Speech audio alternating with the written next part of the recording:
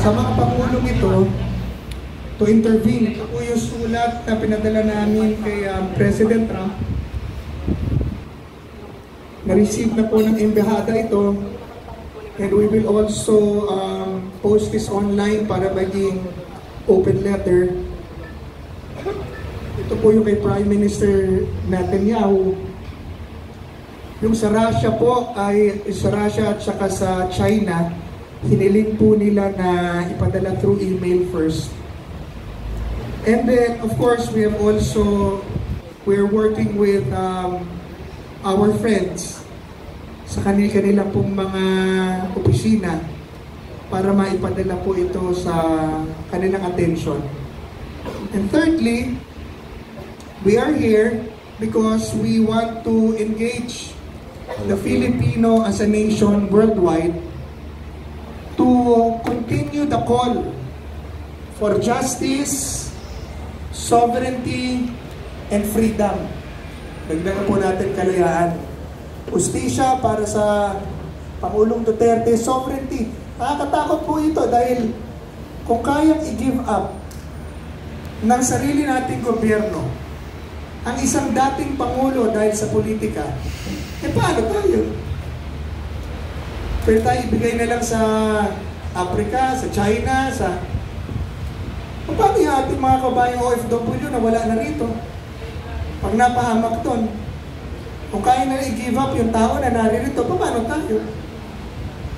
Kaya nga tayo naglagay ng gobyerno para merong institusyon at gobyerno na magpuprotekta sa atin, sa ating kalayaan. We're not saying na palayain, pakawalan nyo si Pangulong Duterte sa mga kasong gustong isang pa sa kanya. Number one, asan ba yung kaso? Wala nga akong kasong isinasampa dito eh. Dito sa Pilipinas, asan ba yung kaso? Bakit hindi isinasampa rito? Ang isinampa yung nandun sa ICC. Alam nyo kung bakit? Kasi pag nagsampa ka ng kaso rito na wala kang ebidensya, walang mangyayari. Diba? Walang mangyayari. Asan ba yung kaso? Ang mga chismis dito, ang kaso natin dito, kaso ng chismis, 6,000, 30,000, 50,000 deaths. Pagdating doon sa ICC, 43 deaths. O yung 43, di lalo dapat dito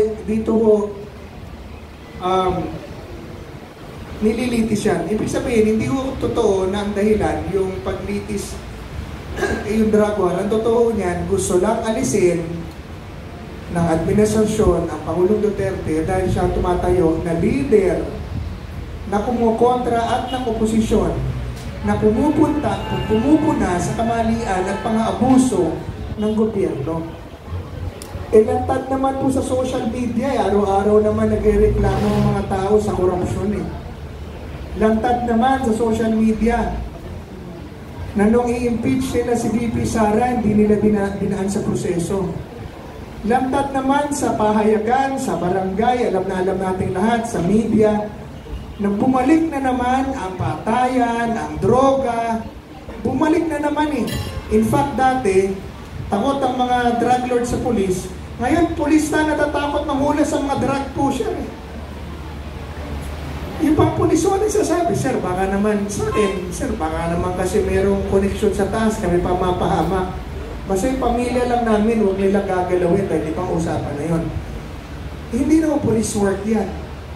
Because yung mga pulis mismo natatakot dahil narinig sa bibig ng Pangulong Marcos mismo eh. Nagtanongin siya, ano ba ang mensahe ninyo, warning ninyo sa mga drug lord, something like that. Sabi, ako, wala kang pakialam dyan. Bahala sila sa buhay nila. Basta kami gagawin namin ang gagawin namin. Nasabi ko ng mga pulis sa akin, kapon, kinakausap ako, pumunta ako ng airport ng isang araw. Sabi sa akin, sir, ano to? Sabi sa amin ng mga drug pusher, sir, paano to? Pwede na kami ngayon, ha? So, peace muna tayo.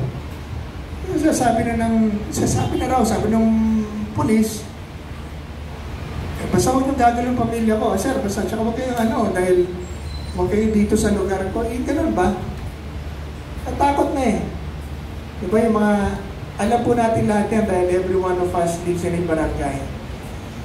Nagagalit sila dahil pinupuna yon. Bakit? Yung gagawin mo lang naman, i-address mo lang naman yan eh. Kung ikaw ang gobyerno, sabihin mo lang naman sa polis, stop drugs. Patanggal nyo yan, or kayo ang mawawala dyan. Yun lang yan eh. Gawin nyo ang trabaho nyo, may patas yan eh, RA 9165. May proseso naman yan eh. May mga opisina, ang gobyerno na yan talagang ginagawa. Hinuhuli at nililihap ang mga user, hinuhuli ang mga pusher. Nililinis. Mayroon naman talaga yan eh.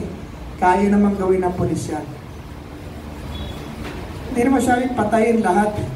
Ang sinabi, huliin. Pero, syempre, pag nag-apprehend ka ng droga at lumaban yan, dahil pa nga, nakikita naman natin sa Facebook, di ba? Bubutubad, lumalabas, sangaasar.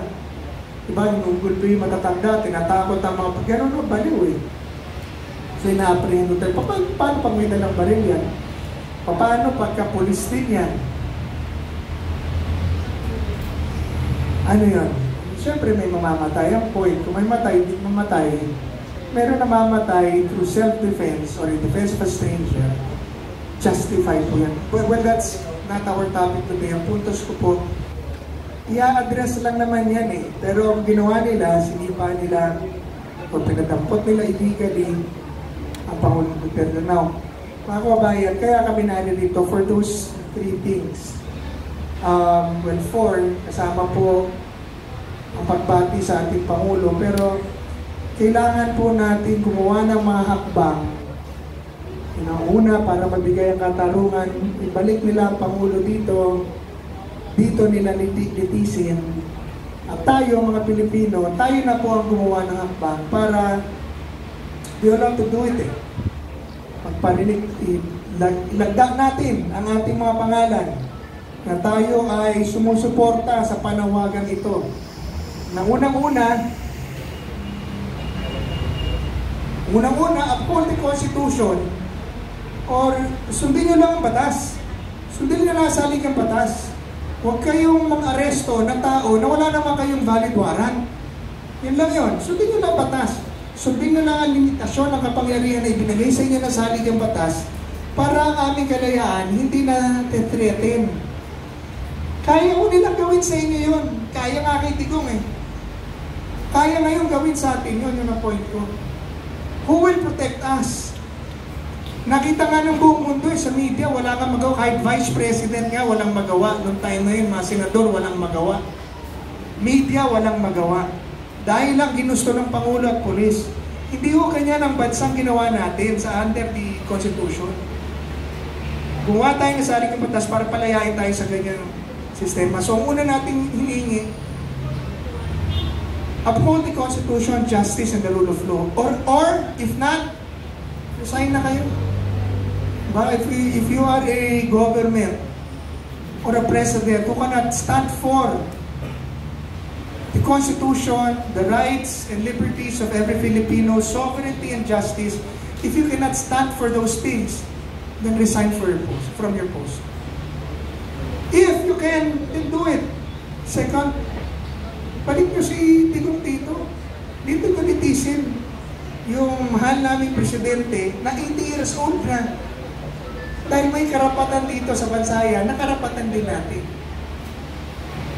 Number 3, we are here to call on every Filipinos to attend and let your voices be heard.